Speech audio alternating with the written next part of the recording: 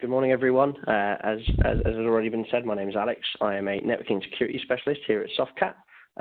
So I have been here for just over 2.5 years now, and I'm going to be talking to you initially about who the networking security team at Softcat are and kind of how we would approach a query of identifying and securing sensitive data. So without further ado, let me get straight into it. Bear with me. Cool. So, Softcat, I wanted to give a wider picture of what the team and the networking security team at Softcat are, what we do, for anyone that hasn't kind of interacted with us before or isn't familiar with the kind of account management structure that we hold.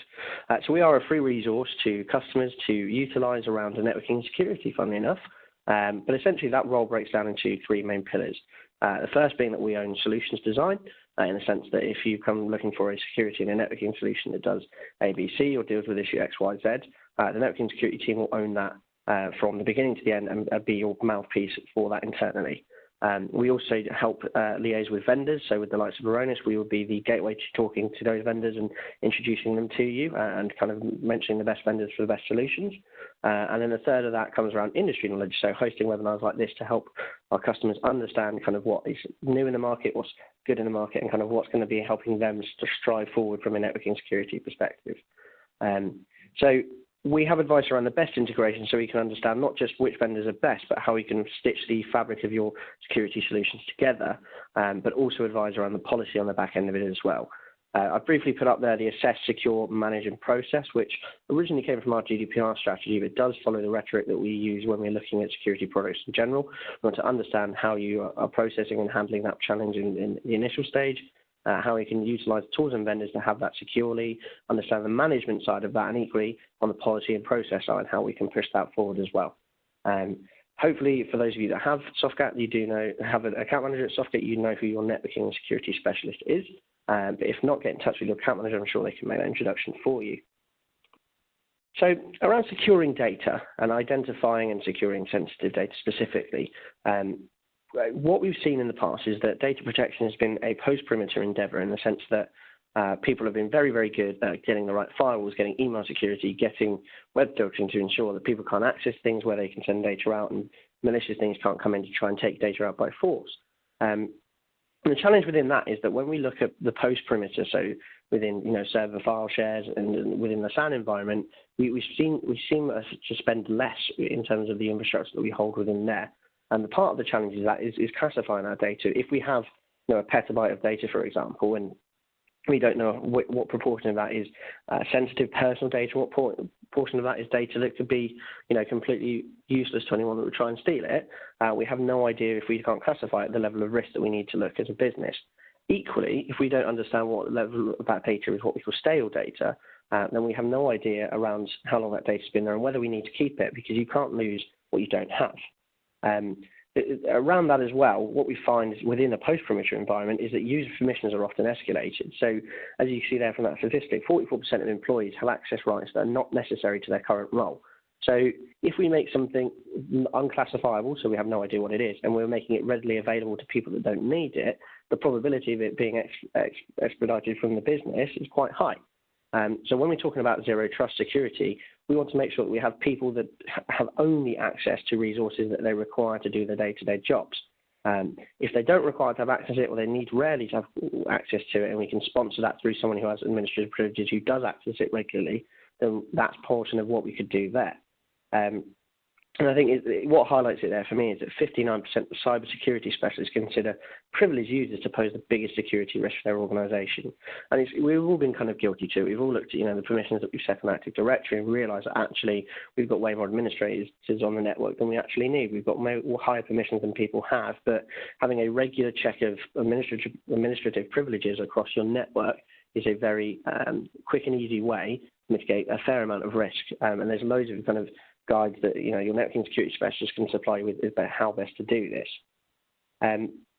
Moving on from there, I wanted to touch briefly on, so Softcat has recently released the cyber assessment framework, and the main kind of framework that we adhere to kind of build that service is around the Centre for Internet Security and SAN security controls.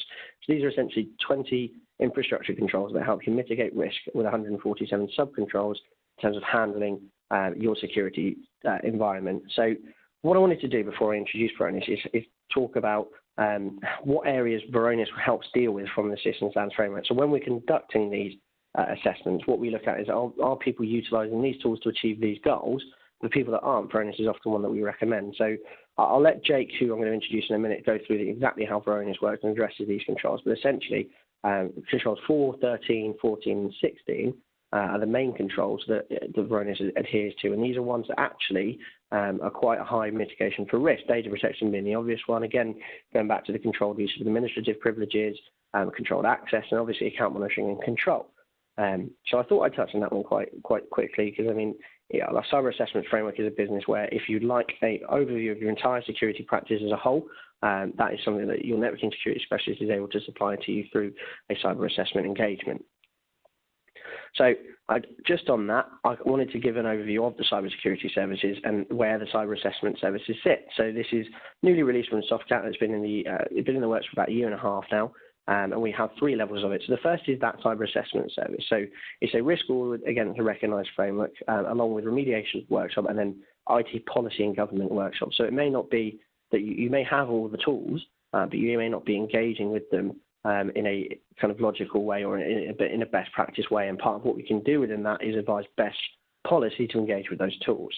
The second is then looking at our Softcat managed security service. So that's part of our managed firewall and hosted management job. So we have one of the largest checkpoint engineering resources in terms of the skill level, and that's what we back into our managed firewall service. We can also do managed Cisco as well, but within that you get hosted management incident response. So we can outsource that as part of the Softcat managed security service. You outsource your firewall management to us and we monitor your traffic for you.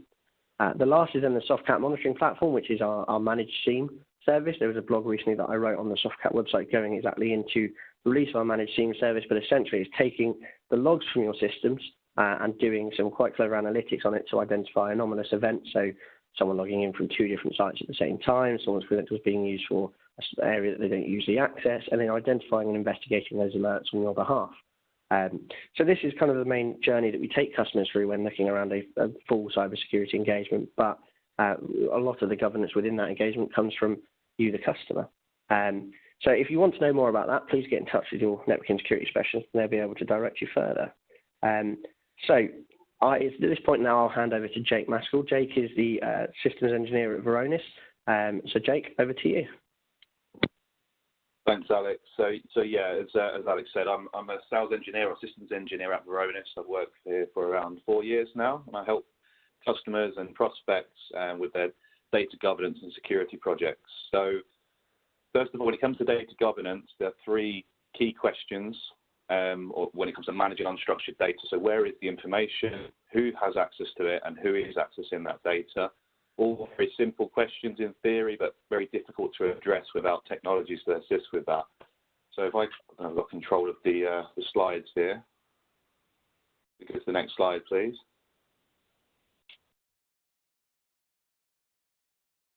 Alex, could you pass me over the presenter rights? I can't change slides here. Thank you. Okay, so our data security platform, this is how we help achieve and answer those questions.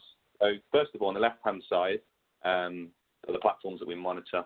So we predominantly focus on unstructured data, so Windows file shares, Office 365, so that's SharePoint and Exchange, both on-premise and obviously part 365, and the directory services that underline those platforms.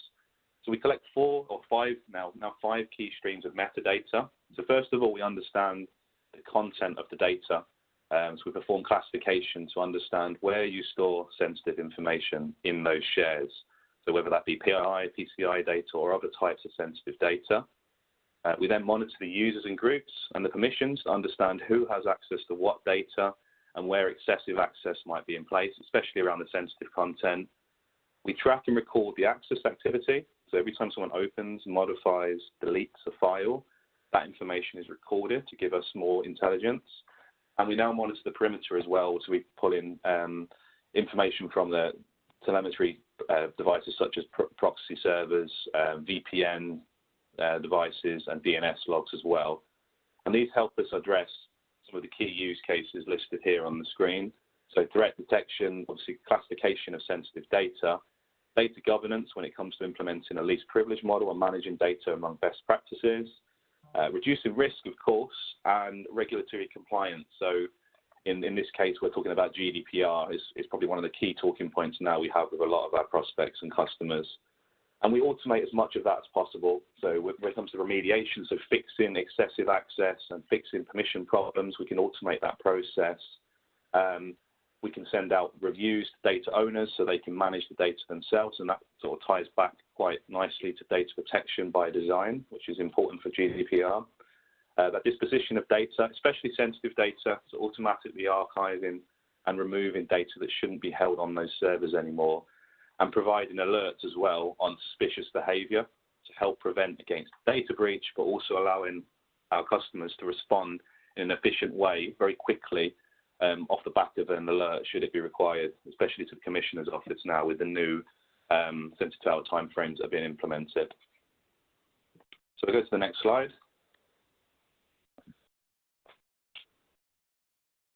It says, yeah, I can't change the slide again. There we go. So we've recently implemented a package to our software called GDPR patterns. And this is key for helping us understand where our customers store sensitive data. So we can help you identify content such as national insurance details, vehicle registration numbers, postcodes, anything that could be deemed sensitive, bank account information as well. And we've introduced over 340 patterns across all of the 28 EU member states. And we've now introduced things like generic patterns of credit card data, IP addresses, blood types, and so on. So this allows us to find all of that sensitive information amongst the millions of files our customers have. So on the next slide, we talk about the operational journey. So this is basically a series of steps and milestones that we take our customers through to help them achieve whatever it is they're working towards. So in a lot of cases now it's GDPR compliance, but it is generally best practices around data security. And this is a trusted model that we've taken, an approach we've taken for over 10 years now. It's a proven approach. So the first stage, we jump to the next one, is detect. So to detect, prepare, actually, we've broken this down further. So prepare is all about understanding the environment. So turning the lights on, what information are you storing, where is the sensitive data, and beginning to monitor user behavior so we can start to understand and baseline that activity to understand what's normal. The next slide is the second phase of detect, where we start to prioritize and put in place alerts around suspicious behavior, making sure we have an incident response plan. This is probably the most crucial thing when it comes to GDPR. Every organization should have an incident response plan. So how do you respond off the back of a breach? Okay, so even testing that, stress testing that, like you would a fire alarm, is crucial. How do you respond to a breach? So we can help implement a policy around the alerts that we can generate.